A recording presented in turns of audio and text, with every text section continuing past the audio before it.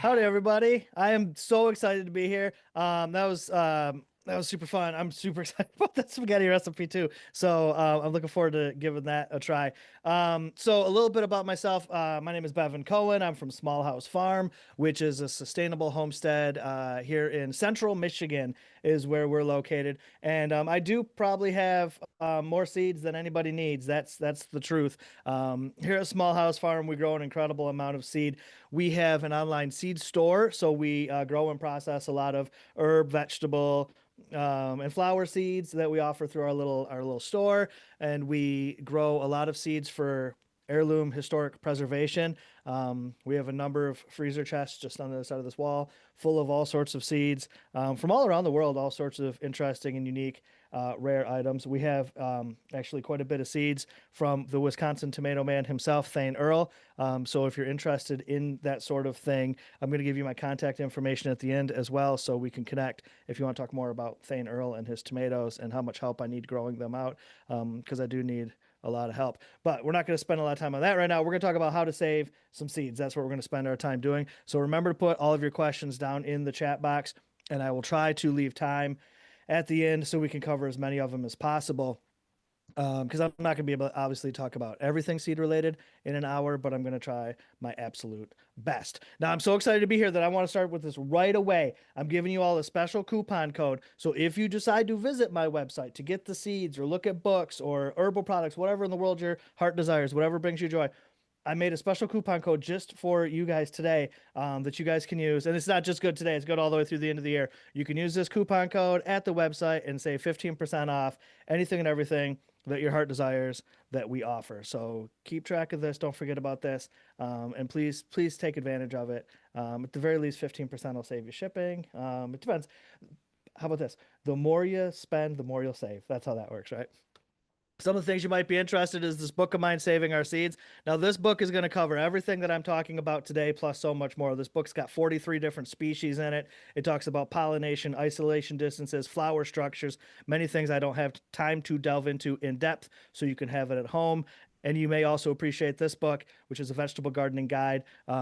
We did these different ones through Timber Press for all these different states, and this one for Wisconsin might be something that brings you joy as well. It's a month by month guide, so you look up whatever month it is, you check your zone, and it'll tell you what activities you should be doing today to have the greatest garden all year long. All right, enough of that. Let's get into the seeds. Now, like I mentioned, I can't get into every seed. I can't say everything there is to say in 1 hour.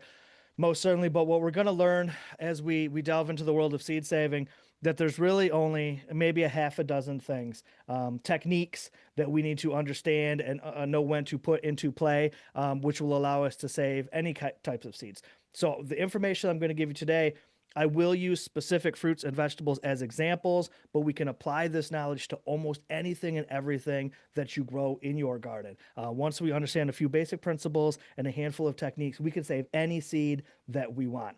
But first, let's talk about what a seed is. Webster's Dictionary would define a seed as the fertilized and ripened ovule of a flowering plant containing an embryo and capable of germination to produce a new plant. That's accurate, sure. Webster's Dictionary doesn't mess around. But as gardeners, master gardeners, in fact, and potential seed savers, we know that seeds mean much more than what Webster's Dictionary is saying here, right? Seeds are our connection to our future. They ensure our future because that's how we grow our food. It's our connection to the past. We can imagine, on every seed that we grow, it's the invisible fingerprints of countless generations of growers and gardeners that have grown those seeds before us, handing them down, passing them down from one generation to the next. Since the dawn of agriculture, right? People have been saving seeds for 10,000 years. And they've been saving those seeds and passing them down from one hand to the next hand, all the way on to us. When the seeds get to us and it's up to us, we have to save these seeds and then share them as well, right? Now, if we were doing this talk in person, I would have brought some visual aids with me. To hand out maybe. Almond Joy candy bars would be the item that I would have brought. It always makes me real popular with everybody if I bring some candy bars, right? And obviously I'm not handing out candy bars today, but we're going to talk about the Almond Joy candy bar anyways real quickly here because I think it illustrates an important point that we all need to realize. We're bombarded with logos everywhere here in the United States, a lot of advertisements and stuff, and we kind of put blinders on them so we don't really see them. But they're out there all the time. Almond Joy candy bars are something that we're going to see at gas stations and party stores, convenience stores, grocery stores. They're all over the place, right? It's a pretty mundane, everyday object. But I mean, what are the three main ingredients of an almond joy candy bar? Almonds, of course, chocolate, coconut. All three of those things are seeds. I was given this example one time at a school garden, and there was a student in the front that raised his hand. He was a smart case. He says, "Oh, Mr. Cohen, you got it all wrong. The number one ingredient in the almond joy candy bar, of course, is high fructose corn syrup." It's true, smart kid. That's a fact. But I mean, corn syrup comes from corn, and corn is a seed, right? So the almond joy candy bar, this everyday object that we see, is actually about 95% seed. It's made of seeds. Without seed, it simply would not exist, right? So the big takeaway here is as you go about your business, for the whole rest of the week, look at everything from the point of view of seeds.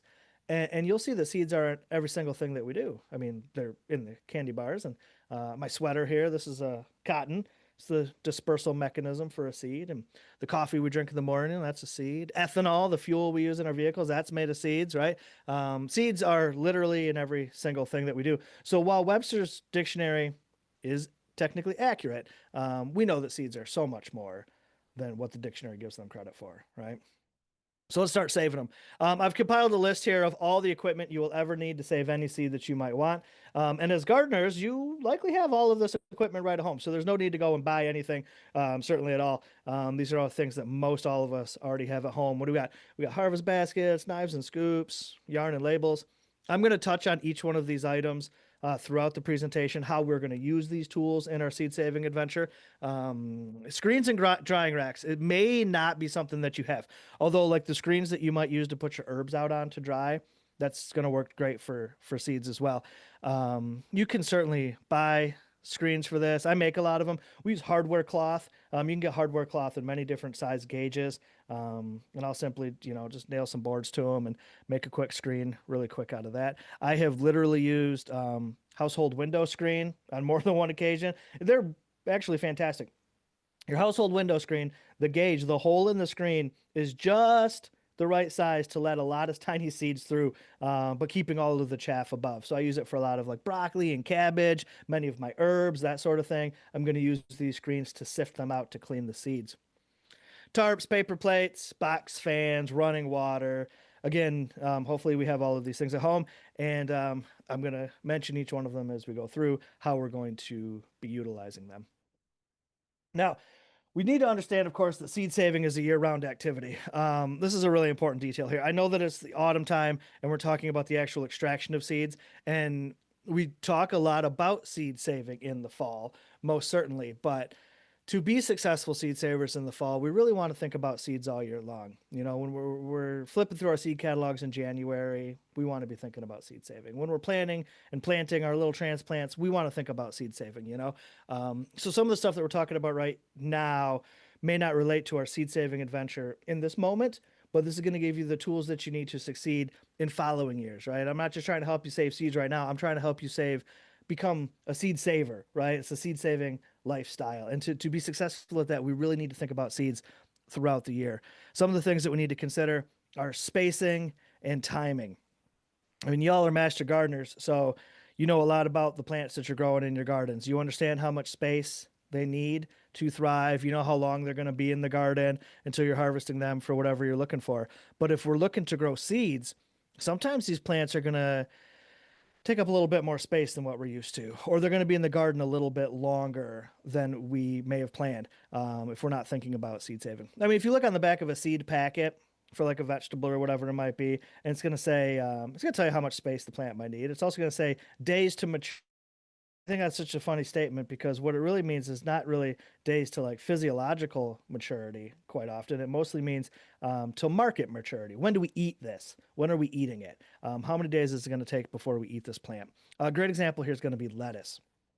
If we grow lettuce in our garden, it's a pretty small plant, right? A head of lettuce. Romaine lettuce is probably the tallest. Leaf lettuce, pretty small. And you plant these seeds. What's the days to maturity on lettuce? 65 days, So we're picking and eating lettuce 65 days after we plant it. But boy, if we are allowing our lettuce to go to seed, the plant's going to be significantly taller. They'll get 3-4 feet tall, much bigger around than a romaine lettuce, And it's going to be in the garden much, much longer than it would be. over here in my back garden, we grow oak leaf lettuce. We got a leaf lettuce growing out there. I planted it in May. If I was going to be eating that lettuce, I would have eaten it long ago, but I'm allowing it to go to seed. It is just now starting to flower. And what is this? Like mid-September, right? Just now starting to flower. I'm going to be harvesting those seeds probably in October. That's way longer for this lettuce to be in my garden than if I was just growing it for food, right? So this is very important for us to understand. Here at Small House, I mean, we have a limited amount of space. My whole property is about 3.5 acres, and we grow an incredible amount of stuff here. And we do a lot of succession planting. So when one plant's done, I got another plant ready to go in. I got baby kale and spinach and all sorts of things right now. And every bare space in my garden that appears, boop, I'm putting a plant in. Whoop, putting another plant in. There's never a bare space in my garden for long, right? So I've got to be planting accordingly so I'm ready with new plants. But if I'm not planning for the amount of time these plants need for seed production, then I'm going to end up with a lot of baby plants with no homes, right? So, to avoid a lot of frustration, we have to properly plan for the space and time our seed crops are going to need as well. We also need to understand fruit maturity. Like I mentioned, days to maturity on a packet means days to when do we eat this plant. And a lot of plants we eat well before it makes any seeds. I mean, lettuce being another great example here. We eat lettuce before it even flowers, let alone make seed. But a lot of the fruits that we might eat in our garden, we're going to eat before they're mature too. What we're looking at in this slide here is cucumbers. If you like cucumbers, this variety is called Boothby's Blonde. If you're writing things down, it's Boothby. Boothby's Blonde cucumber. I've probably eaten 250 different varieties of cucumber in my life, and this is my absolute favorite. So if you like cucumbers, you should try Boothby's Blonde cucumber. The stage that we would eat it is where you see it there on the left. It's got a pale yellow skin, little black spines on it. It's fantastic. Eat it fresh. You can eat it pickled. You can do anything you want to do with it, except for save seeds out of it. If you've ever eaten a cucumber before, you know those thin little translucent seeds, that's not going to grow anything for us. We got to leave these fruits on the plant. And they'll get bigger and uglier and thicker skinned and darker colored and bitter and miserable in every way. But they are going to be full of good, hard little brown seeds. That's what we need, right? We need to allow these plants time to make this seed. Um, so here's a couple of things we need to understand about plants. And I feel like speaking to master gardeners, I might be just preaching to the choir on this, but I'm going to do it anyways. All plants in the plant kingdom, all that they want to do is make seed. Their primary motivator for every action in their life is resulting in seed. Everything's working towards seed production. And the only reason that fruit exists in any form in all of nature is as a seed dispersal mechanism, right? So animals will take the fruit, disperse the seeds as it goes about things, right?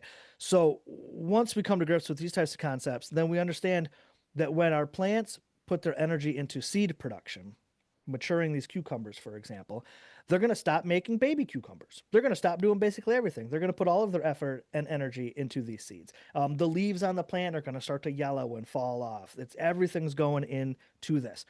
This is important for us to understand when we're seed savers as well, especially in the planting stage. We either need to plant extra plants that we can allow to be seed crops. So I'm going to eat these cucumbers over here, and I'm going to leave these cucumbers over there to make seeds, right? Or if we don't have the space for that or whatever it might be, we have to stop harvesting our plants at a certain stage to give them time to mature their seeds, right? We got to make a little bit of sacrifice for the greater good. A little bit of a sacrifice, not much of a sacrifice. I mean, how many seeds are in a cucumber? A couple hundred, like a lot. There's a lot of seeds in there. So you don't have to leave a lot of fruits and flowers behind to produce seeds. They will produce an incredible amount of seed. That's what nature does. Nature makes a lot of seeds. And in the wild, she does this because she's hedging her bets here. She wants to produce enough seeds that for sure at least some of these guys are going to survive.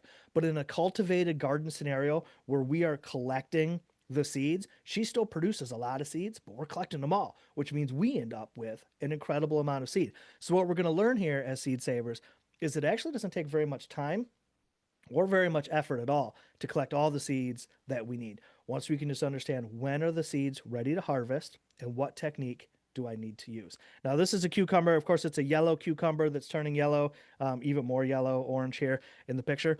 But a green cucumber will also turn orange when it's ripe. A zucchini will turn orange when it's ripe. Many of our fruits that we want to harvest seed from will change color to signify their ripeness. A really well-known example, of course, being the tomato. Tomato will turn from green to red, or green to orange, green to yellow, whatever kind of tomato you got, from green to a color.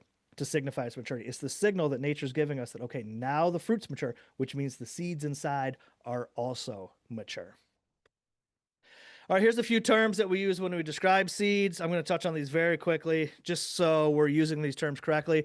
And when I use these words, you know exactly what I mean when I say them. You'll see the two in green, of course, are the two most important ones. The one at the top of the list is at the top of the list because it's the most important one, especially for new seed savers. Open pollinated. This is what we're looking for. Now, in this most basic explanation here, an open pollinated plant, when left to pollinate openly with the plants around it, will produce fruits that contain seeds that are true to the maternal form. Right? What this means is we can predict what those seeds grow. I use Amish paste tomato as an example here. It's one of my favorites. I grow Amish paste tomato. It's an open pollinated variety. I save the seeds from it. I plant it next year. Those seeds grow. Amish paste tomatoes. It's easy to predict, right? Now, the opposite of this, of course, is the hybrid. And a hybrid is made, we take two plants of the same species. Same species is key here. We'll come back to that later. Two plants of the same species. We cross pollinate them with each other to create the hybrid, the F1, that first generation. That's great. Great. There's a lot of pros and cons to hybridization. We don't have time to unpack that. But the con here. So I save the seed, right, from the F1 hybrid. I plant it in my garden. It produces the F2, second generation. Great. Now, the second generation, the F2, is every potential genetic expression that could have come from that first initial cross. So what this means is it's very difficult to predict what those seeds will grow. That could be like the mother, it could be like the father plant, it could be like a long lost cousin, it could be better, it could be worse. It's hard to say. Plant breeding, F2 is the most exciting thing because every one of those seeds is going to do something a little bit different. And that's kind of where new varieties come from, is through hybridization. But if you're a new seed saver, this can get very confusing very quickly, especially if you're sharing your seeds with people, if you don't know exactly what those seeds are going to produce, right? A good example here is sweet corn. A lot of the sweet corn we buy in the United States is hybridized. It stays super sweet. They call them super sweets. And that's great. That's great. There's definitely pros to it. But the con here is the gene that will cause things in nature to be sweet is a recessive gene. So if we save the seeds from an F1 hybrid sweet corn and plant it in our garden to produce the F2, the likelihood that the F2 is sweet corn at all, it's about 20%. So that's 80% chance that those seeds won't even produce sweet corn. What a bummer, right? So we're going to avoid that by sticking with open pollinated seeds. This is the easiest thing to do. A lot of seed companies only exclusively sell open pollinated seeds. That's all that we sell. Baker Creek is a good one. Companies that sell open pollinated heirloom varieties and that sort of thing, they put it right in their marketing so you know that. Companies that offer both will label it right in the catalog. Fedco is a good example. If you look in a Fedco catalog, you'll see in parentheses, sometimes you'll see OP or sometimes you'll see F1, right? OP, open pollinated, F1, that's a hybrid. You could grow a hybrid, most certainly. You could save the seeds from a hybrid if you want, absolutely. But you're not going to be for sure what those seeds are going to produce, and it's very likely not going to be similar enough to the fruit that you harvested it from to maybe be worth your time. All right, so if you're a new seed saver, stick with the open pollinated varieties. The next term on the list here, of course, heirloom. In the seed saving world, you guys are probably very familiar with this. An heirloom is a seed that has been saved and passed down for 50 years or more. 50 is kind of the benchmark for being defined as an heirloom. I think it's kind of like a family heirloom, like people would call like their furniture that they got from the grandma or whatever. It's the same kind of thing. Seeds that have been passed down over time with a documented story typically, so we know where they come from. Does a seed need to be heirloom to save it and share it? Absolutely not. Open pollinated. There are new open pollinated varieties introduced every single year, and they're awesome, and you can save the seeds, and they're wonderful. But boy, man, if somebody's been saving a seed and passing it down for that long, we'd probably want to consider saving it too. There's probably a good reason for it, right? I mean, it could be something sentimental. It could be maybe historic. It could just be the best thing you've ever seen. For some reason, good reason to save it. I was at a seed swap one time in Kentucky. If you're not familiar with Pikeville, Kentucky, it's about as southeast as you can get and still be in Kentucky, in the state of Kentucky. It is right down in there. Little tiny town. But geographically, it's perfectly located for a seed swap because all these folks from all these surrounding states in Appalachia will come and bring all of their seeds. And it's really, really a fun event. And I was there one year and I met a lady. Her name was Bunny Ashby. And Bunny Ashby was in her late 80s, I'm sure, when I met her. A cute, little, adorable old lady, and she had brought her beans with her to share at the seed swap. Bunny Ashby's 6 week tan bean, and she said her family has been growing these beans in their holler for more than 100 years. That's incredible, right? That's neat. That's really cool. That's a great reason to want to save these seeds. She called them 6 week tan. The seed was tan colored, so that's how it got that part of its name. But 6 weeks. I said, Bunny, what's with this? She tells me, you plant these beans in your garden. 6 weeks later, you're eating green beans. That's significant. If you've ever grown green beans, that's pretty quick. So I got some of those beans from Bunny and I brought them all the way up to my home in central Michigan and I planted them. And I'm telling you, almost 6 weeks later to the day, I was eating green beans. That's a pretty good reason to want to save those seeds, right? So these heirloom varieties, there's many, many good reasons why people save them and share them. And I think that they're all good reasons that we'd want to save them and share them too. Organic, genetically modified, we're not going to dig into those two. You guys are master gardeners. You're well versed in what those words mean. And people tend to get emotional about those topics. So we're going to kind of scoot on by those for sure. One more set of definitions that we don't have to spend time long with. I'm loving talking to gardeners. This is really nice. Sometimes I do these programs like at a library with a bunch of people that have really never grown anything before. And that's nice. I don't get me wrong. I love getting people turned on to gardening and saving seeds and stuff. But when I could talk to a group that's already got many of the basics and beyond in their back pocket, it really helps for sure. Well, let's touch on these anyways. Annual, of course, lives its whole life cycle. Flowers, fruits, seeds, the very first year that it grows. Biennial needs to be overwintered, vernalized. And that period of cold exposure triggers its reproductive cycle, flowers, fruits, and seeds the second year. Some great examples of biennial crops would be beets and carrots and Swiss chard and cabbage and Brussels sprouts and all those sorts of things. It takes 2 years to make seeds on those guys. So there's definitely some planning that needs to go into place for that sort of thing. We also want to understand how our crops are being pollinated, right? As seed savers, how pollination is going to happen needs to be part of our plan sometimes. I've got some examples of that coming up. And sometimes we need to get involved in the pollination process. Once we get really into seed saving, sometimes we become the bee and we become very involved in pollination. But we can't do that if we don't understand how it's happening, right? Many of our garden crops are self-pollinating. They have perfect flowers, right? They've got all the botanical parts. They've got the staminate and pistillate parts, or the pollen shedding and pollen receptive parts, all in one flower, completely self-contained. Does all of its own business right here, and then makes its fruit. Where other crops have separate staminate and pistillate, pollen shedding, and pollen receptive flowers, and it takes the wind or the insects to move the pollen from here to there to get the fruit to grow. Again, these are important things for us to understand. I mean, just simply from the point of view that it's just cool to know how this is happening out there and how our food's being grown and that sort of thing.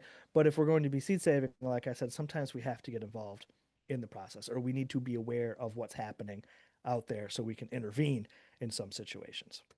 All right, here we go. This is your list of self-pollinating annuals. These are the easiest of the easy things to grow. These are obviously food crops, but I'm also going to talk about flowers and herbs while we're going through this because I think that they're obviously just as important. Self-pollinating, perfect flowers, annuals. It only takes 1 year to make seeds. I've arranged this list from so easy. My 16-year-old son does it. I haven't processed beans on the farm here in a couple of years now. My teenager handles it. That's how easy it is. All the way down to it's still very, very easy. But there is a couple of extra steps we want to be aware of to be successful at it. And by the time we're done, you're going to know more things about these plants than you probably ever dreamed you could know about these plants. So we're going to start at the top. You can see now I've added a couple more plants to the list here. We got cowpeas, garbanzo, and soy that I've slapped onto it. Not as common in the home garden, but we can certainly grow every one of these. And the reason they're all together here is because they're all the same plant family. Fabaceae, right? And so they all have similar flower structures and they all make seeds in the same way. So once you understand how to save seeds from one of the plants here, you know how to save seeds from all of the plants on this list now because it's practically the same thing in every scenario. We're looking at some green beans hanging on a pole right there in this picture, and that's typically the stage that we would harvest them to eat, of course, as green beans at least. And you know, if you leave them on the plant for much longer than this, and you can see it in the top left one, you'll start to see the shapes of the seeds starting to form in there, right? And it's going to get bumpy and lumpy with the seeds in there. But then what's going to happen here is the fruit, beans of fruit, the fruit is going to change colors from green to yellow. This is our biggest signal that it's maturing itself, right? The fruit's going to change colors.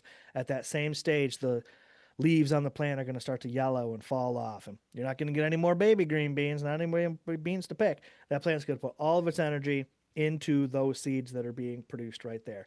And they're going to continue to mature. They're going to turn yellow. Eventually, they're going to get kind of leathery and wrinkly.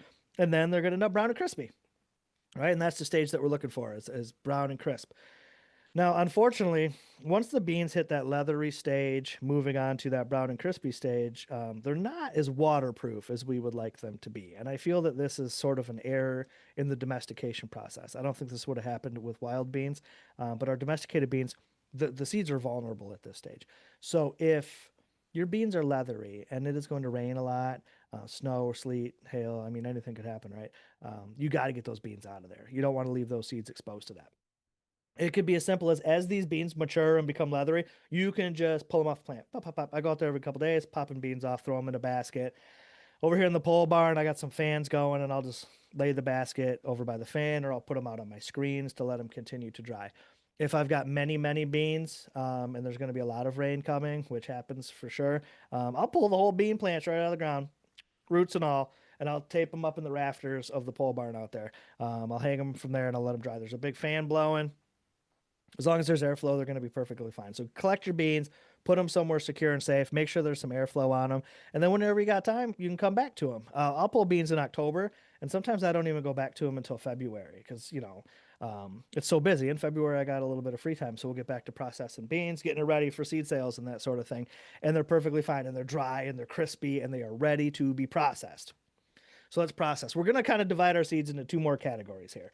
Dry seeds and then wet seeds, which we'll talk about next. Wet seeds, as you can imagine, well, the seeds are ready to harvest. They are in a wet environment. They are inside of a fruit. So you can think of like a pumpkin or a tomato or something like that. Those are wet seeds. Now, dry seeds are going to be the beans that we were talking about. But also most of your herbs, most of your flowers, these are all going to be dry seeds. So while I'm specifically talking about beans here in this moment, the things that I am about to say about processing these seeds will relate to every dry seed, just on slightly different scales. Larger seeds will have a larger scale, and smaller seeds will be processed on a smaller scale. And I'll talk about that in more specifics here in a second. But these are the dry seeds. So once we have collected the seeds, they're typically brown, dry, crispy. They look like they're dead, which is ironic to me because they're full of life, with all those little seeds inside. So, like you think about your chamomile flowers or your basil flowers or whatever, after the petals start to fall off, the fruits that are left behind will start to turn brown and crispy and they'll look like they're dead. And that's typically when we want to collect them and bring them to a safe place to process them. The first stage of processing our dry seeds is to thresh them. Threshing is simply impacting the seed pod to get it to release its seed. So with something like basil, it's just simple as you hit, you bake the flour stalk inside your bucket, and the seeds will come out. For beans, we can shell our beans by hand, crack them open, crack them open. That's a good time, You have your friends over, and you have some drinks, and you shell beans, and you tell stories, and that's a really fun way to do things in the wintertime. But if you got a lot of beans, or if your friends catch on and they quit coming over to shell your beans, then you're going to have to move on to a couple of other techniques. Remember from our list of equipment, it said 5-gallon bucket. You can load all of your dried beans, any dried seed, dried beans, whatever it might be, into this bucket. And then technically you just beat it with a stick. In seed saving, the tool would be called a flail, right? Flail. But I use an old wooden baseball bat is what I have. My wife's father made it in wood shop in high school. So the baseball bat itself is a family heirloom. And I use it to beat the beans. You're literally just crushing them. Bang, bang, bang. You're just breaking those pods open. You're not going to hurt the seeds by any means. Seeds themselves, especially mature seeds, are pretty much rock hard. And then there's enough cushion in there from all the bits of plant and shell that they're pretty well protected. You're just trying to impact them. So you put them in there, you bang them around, really nice. You could load them into a big tote, stomp on them with your feet like you're crushing grapes for wine. You could put them out on tarps and dance on them. It doesn't much matter. All you're trying to do is just impact them. They'll break open. They're designed by nature to break open when they're dry and brittle. Every dried seed is like this. So they just break open. Different scales of it. Like chamomile, you just flip the chamomile head upside down and you roll it between your fingers and it breaks apart, and the seeds come out. So different scales for things. Either way, whatever technique you use, now you're going to have a bunch of seeds and a bunch of other parts of the plant together. That's called the chaff, the seeds and the chaff. And so now we have to separate those two things using winnow. Winnow simply means utilizing the wind to separate the seed from the chaff, right? Using the wind to separate the two things. And you can see the lady in the illustration here is doing just that. She's pouring off her stuff. The wind is blowing the chaff away. The seeds are falling down below to be collected on. Mm, that's great if the wind cooperates with you in any way. That's really nice. Rarely will this work for me. The wind just doesn't seem to want to cooperate most often. So we'll go back to our list of equipment. It said box fan, right? I'll put a box fan on a table and I'll put a tote down below on the ground to catch the seeds, and I'll pour the stuff, and the box fan will blow the chaff away, and the seeds will fall below into the tub. If you've never done this before, I would put two tubs next to each other just in case the wind blows your seeds a little further than you anticipated, so you don't lose any of them. And if you've never done it, it's going to take maybe a couple of passes. How far above the fan do you start to pour? How much wind do you need? It's going to take a minute to get a feel for each seed's a little different. But generally speaking, a big seed has big chaff, needs a big wind. Small seed has a small chaff, needs a small wind. That's a basic. And then if you're dealing with really little tiny seeds like our basils and chamomiles again, our cabbages and broccolis, I don't do the winnowing with those seeds because they're so easy to blow away. I will sift them through the screens instead. I'll just use the screen. I'll put the stuff there. The seeds can fall through the screen. The chaff will remain above. And it's a pretty quick and easy way to clean these guys out. Once you get them clean, we're going to package them up.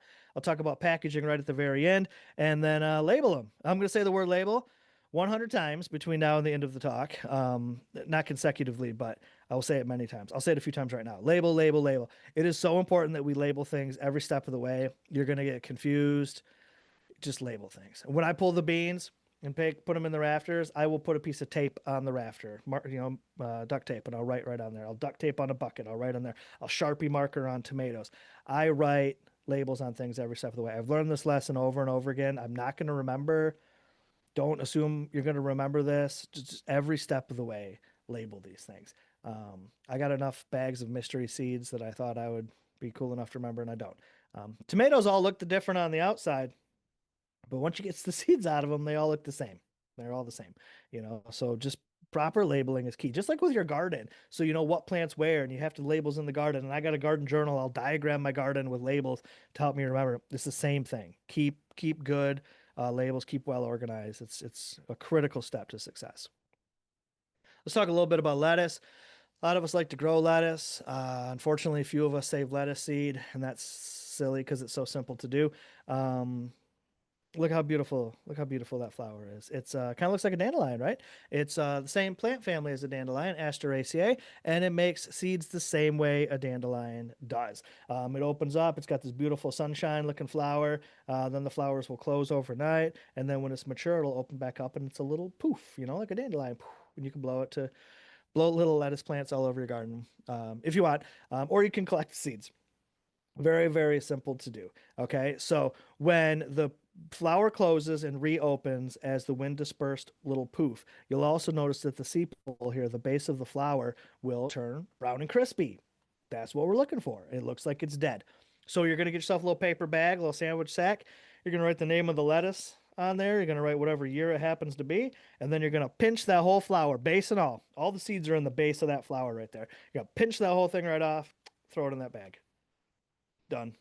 That's it. That's all you really got to do. If you want to harvest a lot of them without having to pick flowers every day, they're going to mature from the top down, these flowers. And once they're about 2/3 of the way mature, that's far enough along that the whole rest of the plant will mature. All the seeds will mature off the plant. Cut that whole stalk right off at the base, flip the whole thing upside down in a big paper bag, write the name of the lettuce on the big paper bag, put it on the shelf. Spring comes next year, shake that bag, all the seeds will fall to the bottom. That's all you got to do. Now, if you want to remove all of the debris at home, if you're just gardening for yourself, it's not nearly as important. All that debris is dry. It's not going to hurt anything. But if you're sharing seeds, if you're bringing them to your local seed library or whatever it might be, if you're selling seeds online like I am, you got to get the chaff out of there, right? Can't have a bag of chaff. Very simple stuff, though. So we're going to go back to our techniques. Thresh and winnow. These are small seeds, so it's a very small scale operation, right? So you're going to get all of your collected flower heads and you're going to get them in a bowl and you're going to thresh them. You're going to impact them to get them to release the seeds. It looks just like this. Just crush them, smash them up into this bowl. Then once it's all broken up, then we have to winnow, utilizing the wind to separate the seed from the chaff. Now the chaff in this situation is designed to float on the wind. It's a wind dispersed seed. So it takes very little wind at all to get the chaff out of this bowl. It looks exactly like this. That's it. Very light breath, right? And all the chaff will blow out. If you got a lot in your bowl, shake it, and all the more chaff will come to the top. That's all you gotta do. And in a matter of minutes, you'll have a ton of seed. Let's do a little bit of math. You guys are going to do it at home, but I'm going to give you the numbers to do it with anyways. Let's say we have one lettuce plant. I let one lettuce plant go to seed, just one. One lettuce plant will produce somewhere around 30 to 40 flowers. Each flower will make 12 to 16 seeds. So do the math at home. That's how many seeds you can make from one lettuce plant. I'll give you a hint. It's a lot. It's an incredible amount from one plant. And I just showed you how much work goes into it. Very little effort off of one lettuce plant. You could produce enough lettuce seed for everybody in your neighborhood with very little time, very little effort. All right, moving a little further down the list now. We're into Solanaceae, so our tomatoes and eggplants and that sort of thing. We're looking at a tomato flower right there, of course, for sure. So let's talk a little bit about tomatoes. Tomatoes are great because when they are mature and ready to harvest seeds from, they have fruit just change colors from green to a color. You can see in this one here, they're kind of a reddish blue. Very, very beautiful. Now, the extra step with tomato seeds is the process of fermentation. We need to ferment them. We need to break down that gelatinous coating that's around each one of the seeds. That gelatinous sac that holds each seed has growth inhibitor chemicals inside of it that are there specifically to stop these seeds from sprouting prematurely. In nature, when tomatoes were a wild plant, they were in Central and South America. They're very small fruits. They're very sour. People didn't want to eat them, but birds would love to eat them. The birds would eat the fruit, and then as the birds would fly about, they would disperse the seeds, and that's how the seeds got moved around. And by going through the digestive system of this bird, it would break down that coating and prepare that seed for germination. Tomato seeds that have gone through the digestive system of a bird have like 80% higher germination rates than tomato seeds that have not. And we want that. So we want to do that, but we don't want to do it the same way the birds do it. So we are going to utilize the process of fermentation. It's a lactobacillus style fermentation. That's what we're going to do here. So you're going to get your tomatoes when they're ripe. Cut them open, just like you see that one in the picture, right along at the equator, not stem to blossom, but at the equator, giving you access to all the chambers. Then squeeze all the seeds and all the juice and all the stuff out into like a quart jar. That's perfect for at home size. Squeeze it all out into a quart jar. Then you take that squeezed tomato chunk, you throw it in your pot, you make some nice sauce with it. Maybe some assassin spaghetti, right? And then you squeeze all the juice out into this jar. Then once you've done that, now you're going to add a couple inches of water to that jar. You're going to set it on your kitchen windowsill and you're going to let it sit there for a couple days. Now, I would recommend covering it because a lot of fruit flies are going to want to check it out, but it does need to breathe because it's going to produce gas. So, cheesecloth is a great option here. Coffee filter with a rubber band over top of it, real nice. Label that jar, put it on the windowsill. About 3 to 4 days on average. The variables here being the sugar content of that particular tomato, the heat and humidity of your home, whatever it might be. But in about 3 to 4 days, you'll see this white mold start to form, like you can see on this jar right here. That's what we're looking for. That's good business. That's a good situation. That means our fermentation process is complete. When you see that white mold start to form, you're now going to fill the jar up with water, shake it up really nice, and it'll all separate right out. To the top of the jar, the mold will float. All the bits of tomato will float. The growth inhibitor chemicals will float. Immature seeds will float. Seed-borne pathogens, that floats. And to the bottom of the jar settles nothing but good, healthy, viable tomato seed. Separates right out. So you pour the bad stuff off the top, bloop. Pour the good stuff onto a screen. Give it a quick rinse. Put it out to dry. I like to put them on paper plates. The seeds don't stick too bad to a paper plate. You can break them loose, when you want, but you can label the paper plate. That's what I love the most. You can write right on the plate what the variety of the tomato is. When you're done with that one, you can scribble that out. You can reuse it, write the next name on there. You can use these paper plates a few times. You're going to leave the seeds on these paper plates to dry about 7 to 10 days on average. If it's the very beginning of tomato seed harvest season and it's still really warm and humid out, I'll put a little fan on the seeds to help them dry out. About 7 to 10 days, though. If you're not sure go 14 days. If you're not sure, go 21. You know, it's better to go long than to go short. Once the seeds are dry, they can basically sit there dry for quite some time. But if you package them away before they're fully dry, they're going to mold, right? And you're going to ruin them. So leave them out there until they're nice, dry, bone dry, and then package them up and label them. Eggplants. Let's say a little bit about eggplants. I love eggplants. I'm a big fan of eggplants. Every year it seems like there's one crop in the garden that just really drives me wild. This year it's been eggplants. I'm not sure what it is, but I just love them so much. Some important things to know about eggplants. One, and we eat eggplants before they are mature.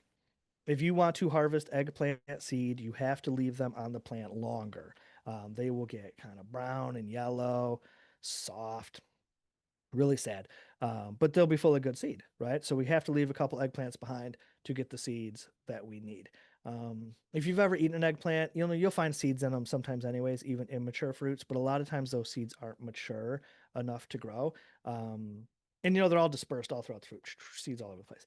And it could be a real pain to try to pick them all out. So we're not going to bother with that. What we're going to do here is when you have a ripe eggplant, you are going to bring it into the house. You're going to cut it up, quarter it, chop it up into cubes, quarter-inch cubes, chop it up, throw it into your food processor, and use the plastic dough blade. This is the key. Plastic blade, chunks of eggplant, quarter cup of water. Run it. 30 seconds. It doesn't even take long. The plastic blade knocks all the fruit around inside of the water. The fruit's very, very soft. The seeds just come right out of it. They just fall right out of it. So then you're going to take your screen, put your screen over top of a bowl, dump the contents of the food processor. All the seeds will go through the screen into the bowl. All of the chunks of fruit will remain above. And now you've just sorted out hundreds of eggplant seeds in a matter of minutes. Not bad. Not bad at all. So some things to know about eggplant also is even though they're self-pollinating fruits, they have big, open, beautiful, exposed flowers, right? Which means that even though they don't need insects to pollinate them, insects will get in there and try to pollinate them. So if you're growing more than one eggplant variety, they can become cross-pollinated. So we want to avoid that. The easiest way to avoid that, I suppose, would be only grow one variety of eggplant, but that is terribly boring, and I can't imagine anyone would want to do that. I want to grow a lot of eggplants. This is Solana melangina that we're looking at. This is your common eggplant. It was domesticated in Asia maybe 6,000 or so years ago.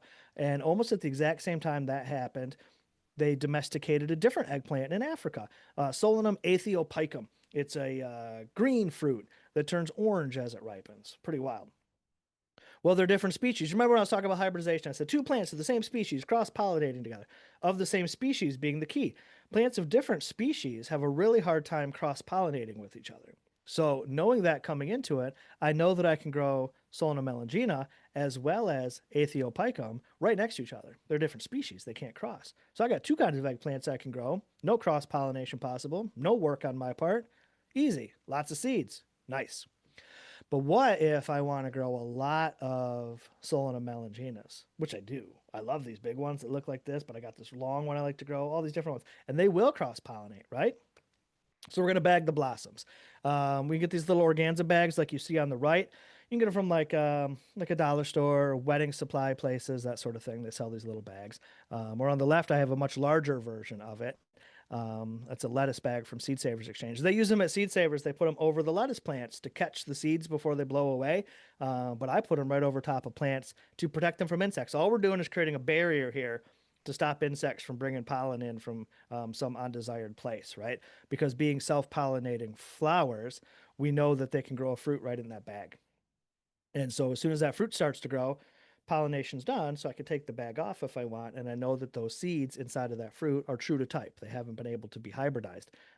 So that's really nice. If you're growing a whole row of one variety, you can just simply use row cover and run it over top of that whole row. Again, just creating a barrier, stopping insects from coming in and bringing pollen in from different varieties. So understanding that as you're planning and planting your garden is going to make this a much easier and more successful journey for you. Peppers.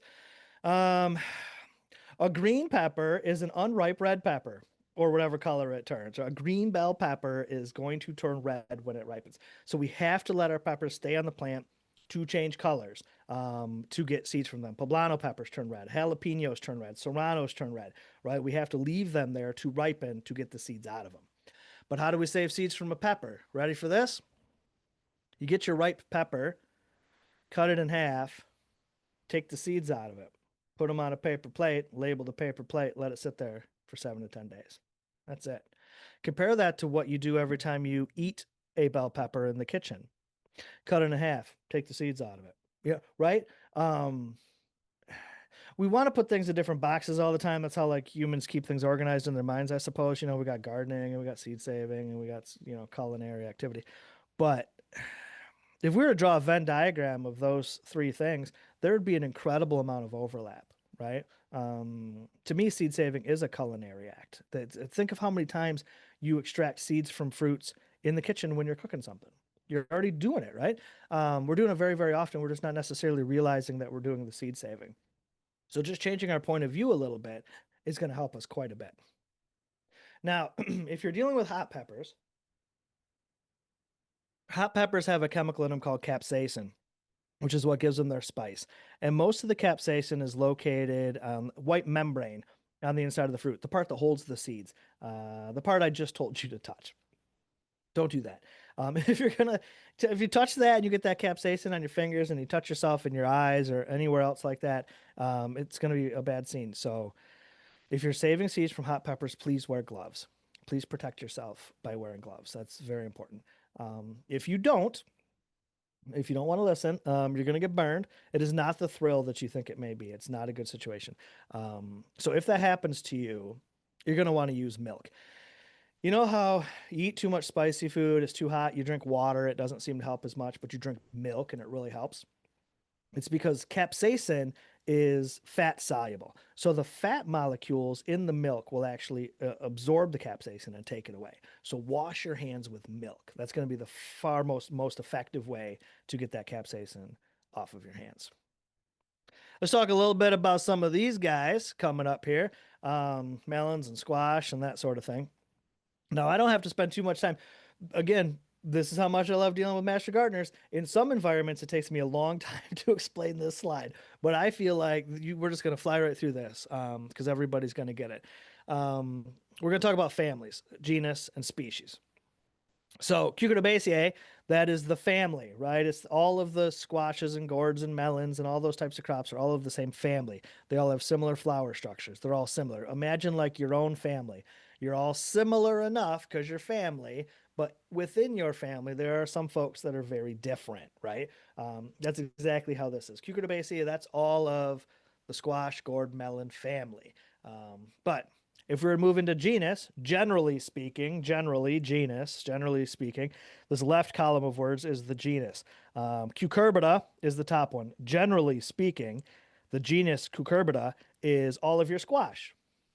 More specifically, we would define species, which is defined by the second word, right? Cucurbita pepo is your summer squash, zucchinis, patty pans, that sort of thing. Cucurbita maxima, this is your winter squashes, like your Hubbard squashes, your storage fruits. Cucurbita moschata, this is your butternuts, your Seminole pumpkins, that sort of thing. Moving down to the next genus, generally speaking, Cucumis sativus, that's all the cucumbers. All the cucumbers are the same species. They'll all cross with each other. Cucumis malo. That's your cantaloupes, melons, your honeydews, that sort of thing. Citrullus lanatus. Watermelons. Langonaria. This is your birdhouse gourds and that sort of thing, right? So from the top, we know that you can grow zucchini, a Hubbard, a butternut, a cucumber, a cantaloupe, a watermelon, and a birdhouse gourd all together in the same garden. The vines intertwined, all the flowers touching. Doesn't much matter at all because even though they're the same family or the same genus, none of those plants are the same species, so they can't cross-pollinate with each other. So that means we have a lot of diversity in the garden, a lot of diversity on the dinner table, lots of great true to type seeds with very little effort at all. It just comes into properly planning the garden, understanding the species, the Latin binomials of the crops that we're going to grow, and planning accordingly. Here's some examples of those fruits. My pepo, that's my acorn squash in the front. My moschata, that's the butternut on the left. And then my Hubbard is the maxima, the big green Hubbard squash right there. You'll notice my acorn squash up front is ripe, right? We eat acorn squash before they are fully mature. So we need to leave some of those fruits on the plant and they will change color to signify their maturity. Just like if you grow a butternut, they start green and they eventually form this color as they mature before we harvest them, right? So these fruits again will change colors to let us know when it's time to harvest them. Melons, on the other hand, at the stage they are ripe and the seeds are ready, happens to be the exact same stage that we eat them. So that's really, really nice. And this is one that we have done so many times over and over again. Let's quickly walk through the steps of eating a melon. Step number one of eating a melon: is my melon ripe?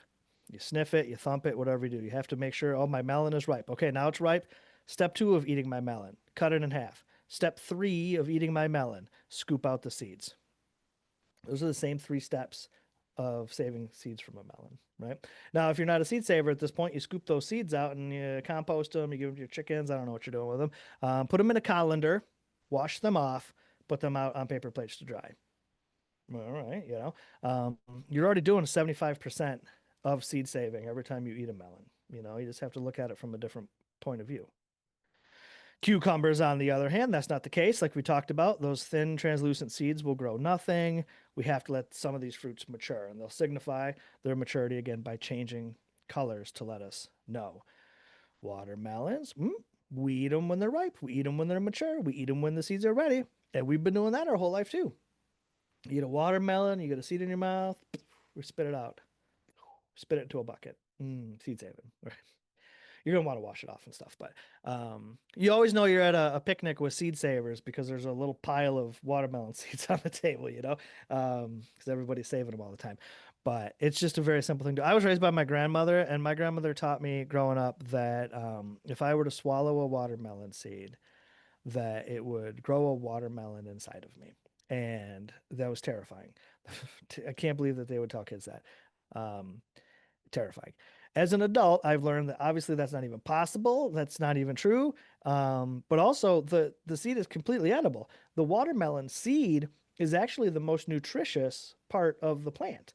You can toast it and you can eat it. You can press it for oil. You can do all sorts of wonderful things with it. And I did not know that. But growing up and becoming a gardener and a seed saver has allowed me to see the world from a very different point of view. So one thing that I grew up being afraid of turns out to be incredibly valuable for me, right? So seed saving can really alter our perspective on many things in the world, and I think make us better people, perhaps. Those are all wet seeds, and so they're all processed ripe. You extract the seeds. Now it says ferment if needed. That's my third bullet point here. So we talked about the fermentation of tomatoes already. I will ferment also cucumber seeds. Cucumbers have a similar kind of gelatinous coating on them when you get them out and really feel them. And we got to get that off of there. The process is exactly the same in every single way, except for the way you cut the fruit. The tomato, you cut it this way, not at the equator, right? And then with the cucumber, you cut it from stem to blossom and cut it the long way, just so it's easier to scoop the seeds out. And then you scoop them out into the jar. And then from that moment on, the process is exactly the same in every way. It says add to water here. So a couple tricks. If I'm dealing with little tiny fruits, huckleberries, tomatillos, ground cherries, any tiny little guy, potato berry, little fruit, lots of little seeds in them, I will take all of those things. I'll just put them in my food processor, regular blade this time, into the food processor, a little bit of water, slur it up, pour it into a jar, add more water to it, let it sit for a little while, and it will separate right out. All the bits of fruit float, all the good seeds will sink. They'll separate right out for you. Your stringy, clingy stuff inside your squash, you don't mess with any of that. Scoop it all out, all of the things, and just throw it in your 5-gallon bucket, fill it up with cold water. The water will break down that plant material and it'll release the seeds. All the good seeds will sink. All of the bits of squash and immature seeds will float. Immature seeds their embryos haven't like fully developed inside, will have little air pockets in them. And that causes them to float. So 9 times out of 10, seeds that float aren't going to grow anyways. Let it sit for an hour or two to give that seed plenty of time to get saturated. And then once it does, it should sink right to the bottom. And if it doesn't, get it out of there, right? And then we're going to put these seeds out to dry again. We're going to package them up and we're going to label them. We don't have a lot of time to dig into brassicas. I don't want to overwhelm you with too much of these guys because many of them are biennial crops, but you can see the seed pods here on the right. They're called saliques. And a salique is designed to shatter. When it is brown and crispy and you bump that thing, it is just going to pop open and all those seeds are going to fall out. And that stalk you're looking at there has got about 2,500 seeds in it. So it's going to drop 2,500 seeds in one spot, and we don't want that. So When they are yellow, like you see in the photo here, is when you would want to harvest this. Just cut that stalk off at the base, put it upside down in our 5 gallon bucket, set it somewhere to dry. Once it's ready, you get it out, you tap that thing on the inside of that bucket, 2,500 seeds will fall out of it, sift it through your screen to get it clean. Super simple. Again, that's a technique that we're going to use for most of our flowers, herbs, all that sort of thing. The most important detail about brassicas is this slide right here. We got cabbage, Brussels sprouts, kohlrabi, kale, broccoli, cauliflower. Should say collard greens on there. We treat them as different vegetables. They look completely different. We eat them in different ways, all this sort of stuff. But they are all the same species. They all originated from the same plant, wild mustard, the Brassica oleracea wild mustard. And long ago, people observed in some populations of mustard growing in the wild, in Northern Europe in particular, they said, wow, this little patch of these mustards for some reason just have this swollen stem, or whoa, these ones have really big flower clusters, or oh wow, this one's got a thicker stem on it, or whatever it might be. I think I said that one twice. Bigger leaves, whatever. And they said, I'm going to save the seeds from this weird plant. And so they saved the seeds from it and brought it back to their village and planted it. And then noticed in that population that the plant was displaying those same traits again. So they saved those seeds and replanted them, and then saw those traits again, and saved those seeds and replanted them and saw those traits again. And fast forward 1,000 years or so of people doing that, and they created what we consider to be completely distinctly different vegetables, all from the same patches of wild mustard. Right now, this is an extreme example, of course, but this is exactly what you're doing in your garden every time you save seeds. You're selecting for different traits, right?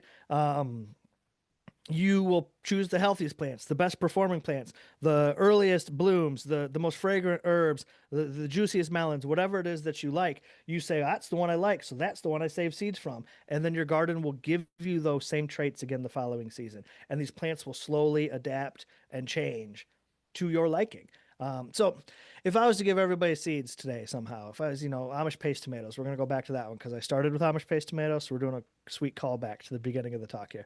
If everybody got Amish paste tomatoes and you went home and you guys all grew your paste tomatoes, you guys are all in Wisconsin, you're all over the state of Wisconsin, all in these different places, and you all grow your tomatoes and you have a great time with it and you save your seeds, right? Every season after season. And in 10 seasons, a decade, we all got together somewhere and we brought our tomatoes with us. Each of you would come back with a distinctly different tomato after just 10 years because you would all be selecting for something different.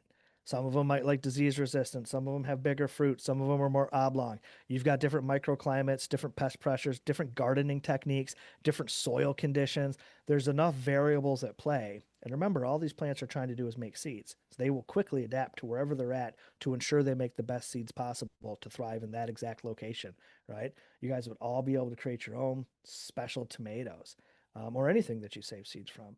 So again, the slide here is a pretty extreme example, but it's literally what you're doing in your garden. Every time you save seeds, it's really that significant. So you want to make sure you store your seeds well, making sure they're completely dry. We talked about that, keeping them in a cool, dark place. Those are the two most important things. If you are just storing your seeds from this season until next season, that's all that matters. Keep them cool, dark, and dry. They don't have to be in an airtight container. They can be in a coin envelope. They can be in any paper bag. Sometimes it's going to work just fine as long as they are cool, dark, and dry. If you're looking to store your seeds longer term than that, an airtight container is going to be very important. If you're storing seeds in freezers like we do here, airtight containers critical. Seeds in the freezer are going to last a very, very long time. But ultimately, seeds in the soil are the best thing. So save your seeds from now until next year. If you have more seeds than you know what to do with, share some with your friends, your neighbors, your community, your seed library, whatever it might be. Get those seeds into the hands of the people so they can put it into their gardens and enjoy them. You also want to make sure your seeds are well labeled, of course. Now, this is what Seed Savers Exchange recommends for a good label. And this basically covers the gambit of everything you need, right? The variety, the common name, the grower's name, the scientific name, location of harvest, stage to maturity. The more information you can put on a label, the better, so that you or whomever grows these seeds after you has all the information they need to succeed. From a garden planning perspective, of course, the scientific name is the most important. The species, the Latin binomial. If we go back to the Cucurbitaceae family, Cucurbita pepo, the summer squashes, zucchinis, and that sort of thing. Also, sugar pie pumpkin is a pepo. even though it seems like a winter squash and you might guess, oh, this is a Maxima, it's not. It's a Peppo. And if you grow a zucchini and a sugar pie pumpkin in your garden, they will cross pollinate, and those seeds will grow pumpkinis. And nobody likes pumpkinis. Nobody wants anything to do with pumpkinis. So we need to avoid that sort of thing by properly labeling all of our plants every step of the way. So when we share these seeds with people, they've got the species, they've got the names, they've got the places, so they can have all that information they need to be successful, happy seed savers and avoid that dreaded pumpkini. All right, that's all my slides. So we can do some Q&A now. Here are a bunch of pictures of my books. The Saving Our Seeds is the one that I talked about before, that most relates to today's presentation. It's got 43 species in there.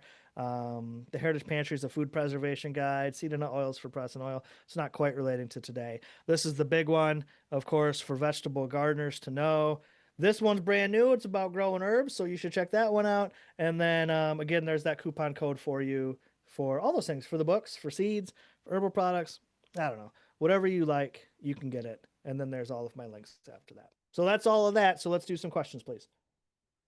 Okay, I've got a few questions I pulled from the chat. This is Roseanne. Hi, First Roseanne. question was from Laura, wondering if you had a handout available. I do not have a handout available, but this recording will be available.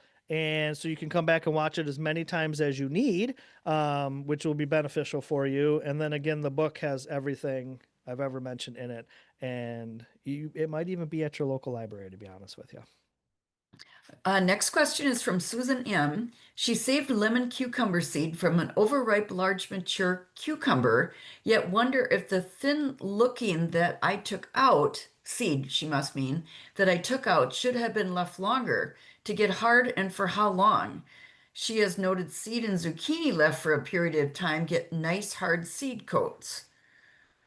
Yes, that's true. And your cucumbers should have gotten nice hard seed coats as well. So often when we harvest our cucumbers, the plants themselves are completely gone by the time we get out there. We leave them on that so long that it just looks like somebody laid a bunch of yellow cucumbers on the ground. So it takes a really long time. And then after we harvest them, we leave them in the home even longer before we even cut them open to finish maturing.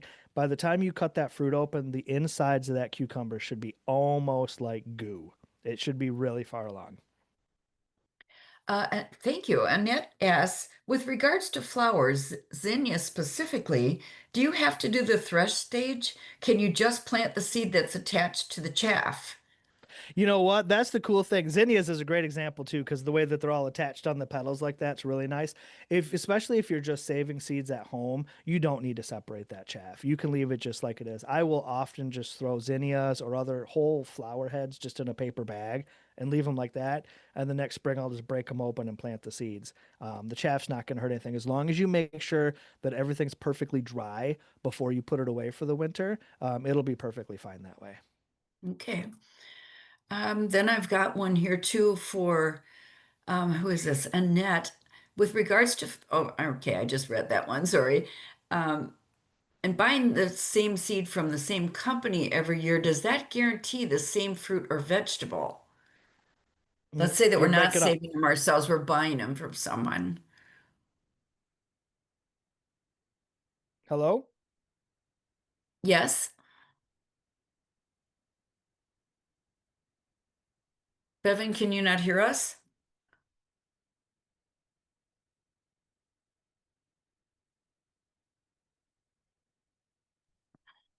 I think Bevin froze. Okay, I wasn't sure if it was me or him. No, he froze. Let me I'm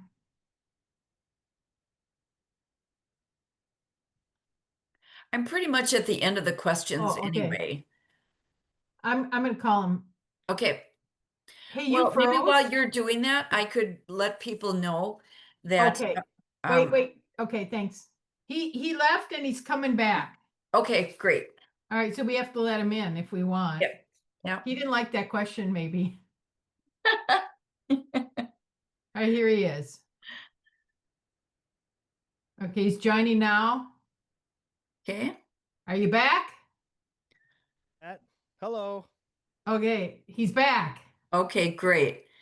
Well, I was pretty much at the end of it anyway. The one thing I did ask was, someone had said if I'm buying, I got to get back to this. I'm sorry. Now I'm kind of having a little problem with my chat stuff.